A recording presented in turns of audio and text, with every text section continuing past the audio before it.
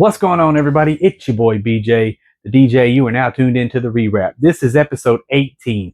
Before we get started, if you haven't already, please make sure you hit that subscribe button.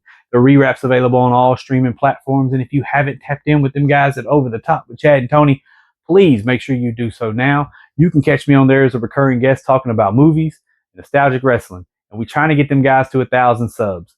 They're so close. And shout out Chad Arms TV, by the way, finally hitting 100,000 subs. That silver button is on the way. That man has been grinding. I'm telling you, man, like when YouTube first started, Chad was one of the first to really get involved. Like he was the first one that was shooting videos with like the DV camcorders and things like that. I know he's got the Jelly Roll 10-minute freestyle on his YouTube channel, and that thing is millions upon millions of views. And it cuts off at 10 minutes because back then the videos could only be 10 minutes. So that lets you know how long Chad's really been pushing in this game. So congratulations to the homie Chad for hitting 100,000 subs.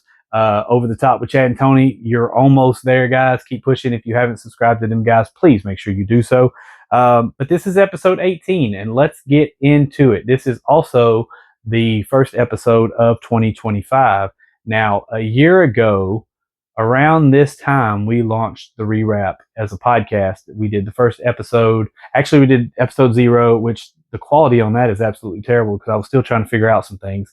But episode 1 dropped around New Year's Day 2024. And I'll tell you this, what I didn't realize was how tough it was going to be to manage so much.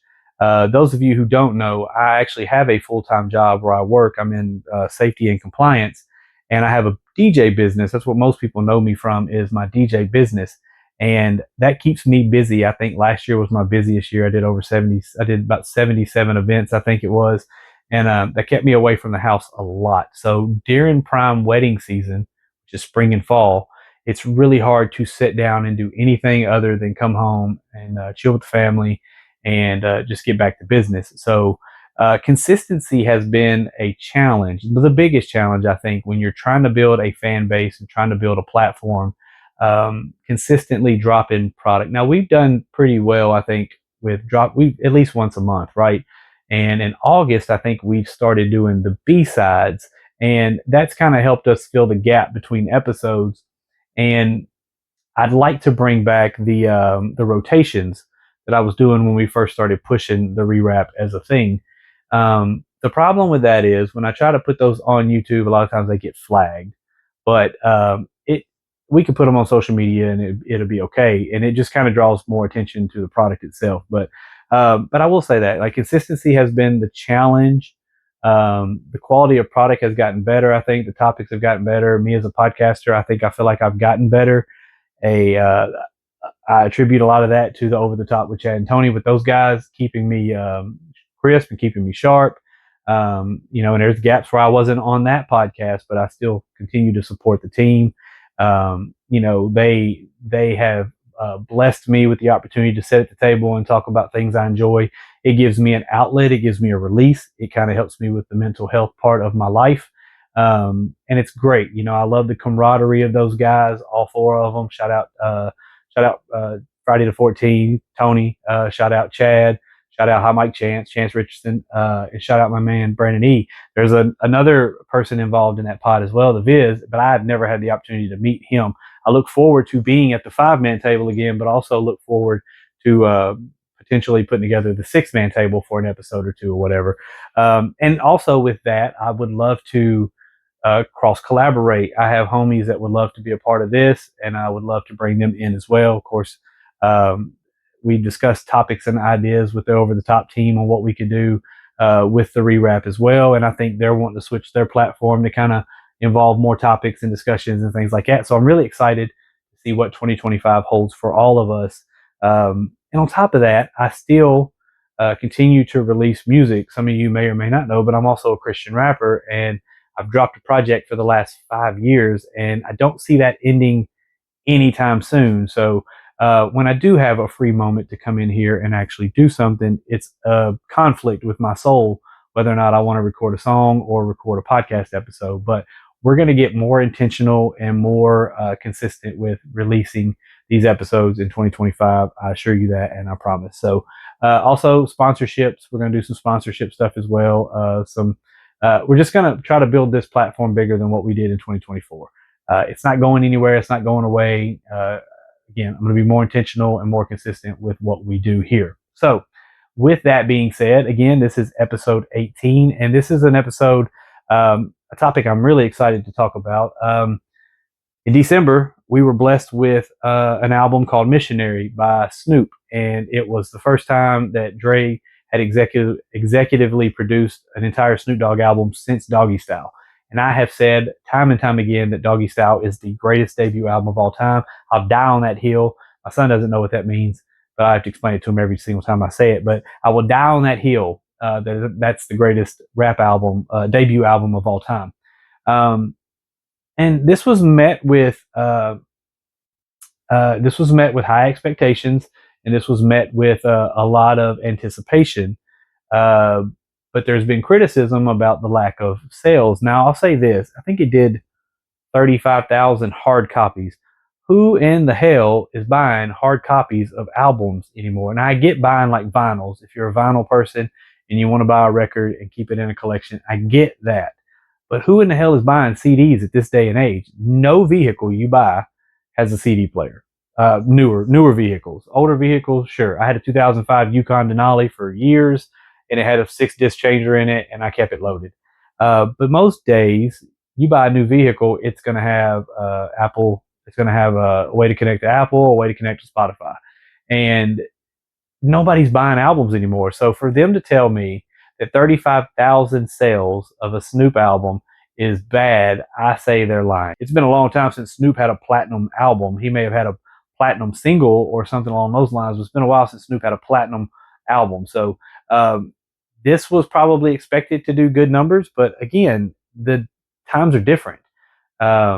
This day and age, like, people don't buy records now. I don't know if they consider buying it on iTunes as a hard copy. But either way, like, most people are streaming everything. I have a playlist with 7,000 songs in it. It's songs that I like, and I just keep adding to it time and time again. And that's what I use to listen to music. I don't buy CDs, but I thought the project was great. Now, the thing I'll say is this: Snoop has worked with other producers, and he's done great. Like him and Pharrell, I thought had a good relationship. Him and Timbaland have done a few things together. But I feel like when he's with Dre, that's when Snoop is at his tip top. That's when he's at his best. And I feel like that's when Dre's at his best, when he's producing for people that he has that chemistry with. Dre and M, Dre and 50. Dre and Exhibit had a good run there. Dre and Busta had a good run there. But I feel like that's when they're both at their best, and it got me thinking. Like, I feel like Snoop and Dre are the best producer rapper duo to ever do it. Right? If I look at who's done it, I think, and this is an unpopular opinion, but this is my opinion, I think the only producer rapper duo that is even remotely close to Snoop and Dre has got to be Timbaland and Missy. And just the amount of records they were able to put together, the amount of album sales they had back then, when selling records was an art form, when going platinum meant something. I feel like the only one close was probably Timmy and Missy. There's others, like Jay and Kanye had a great run. I prefer Just Blaze and Jay. Royce and DJ Premier. There are several that have been able to do their thing, but I don't feel like any have done it like Dre and Snoop. We first heard of Dre and Snoop. The first time Dre and Snoop collaborated was Deep Cover. That's the first time I heard them. And at that point, I didn't really know what gangster rap was. I was just listening to it because I liked it. But I also like the sound. Now, Dre is the be-all, end-all for me when it comes to hip-hop producers. And Snoop is in my top 10. I feel like Snoop is the most recognizable rapper in the world, right? My son's 10, and my son knows him because of Fortnite, right? And he knows him because he sees him on commercials and things like that. He doesn't realize Snoop is like pushing 60 years old. He doesn't realize that. And but Snoop has continued to make great business decisions that keep him in the limelight. He's been able to consistently drop music. He's been able to make really good business decisions, and he's timeless. And I think Snoop will go down as an absolute legend, no matter. But this project was one that I was really looking forward to, and I love how they show a lot of growth on this album.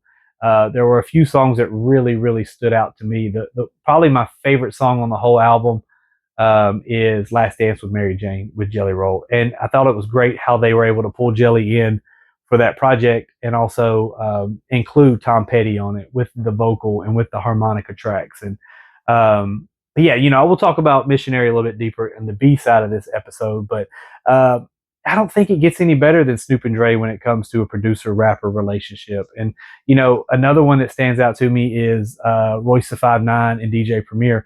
I think Royce the 5'9" is when it comes to modern hip hop, I think Royce the 5'9" is the best at what he does. And and the primo beats he picks and the way he rides those primo beats, I think is better than the best. I think Royce has really brought back the essence of what true hip hop is, and I think DJ Premier, when they had the Prime group, I think he really helped him bring that to life. There's a lot, man. There's a lot of producers out there. I don't really stay up on a lot of the newer producers.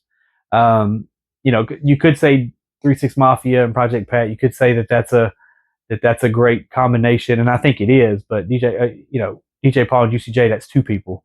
But it's a team, you know what I mean? So 3 6 Mafia, I would put 3 6 Mafia and Project Pat up at the upper echelon of that rapper producer relationship, because it was just the sound that they helped create. I think it was absolutely remarkable. And again, my favorite era of music when Memphis rap was at the pinnacle. So yeah, Dre and Snoop together for Missionary, I thought it was great. Now I'm hearing that we're going to get some more collaboration albums, possibly with potentially 50 and M working on something. And I think I just read that there may be a Dre and Eminem collaboration album coming out as well. I think that'll be great. I think that'll be awesome. I think we need that. I love how these.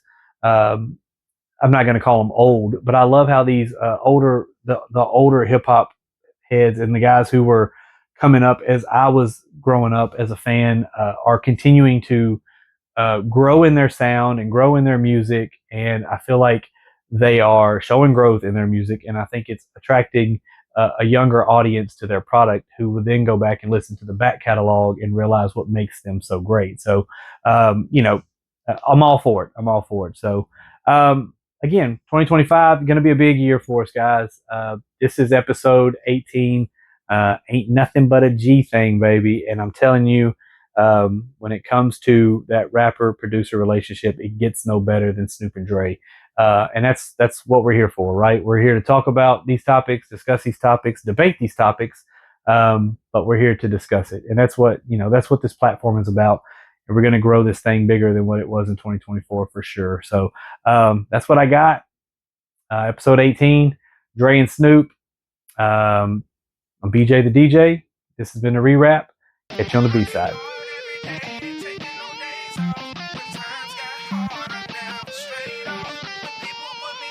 Shaking the hate off.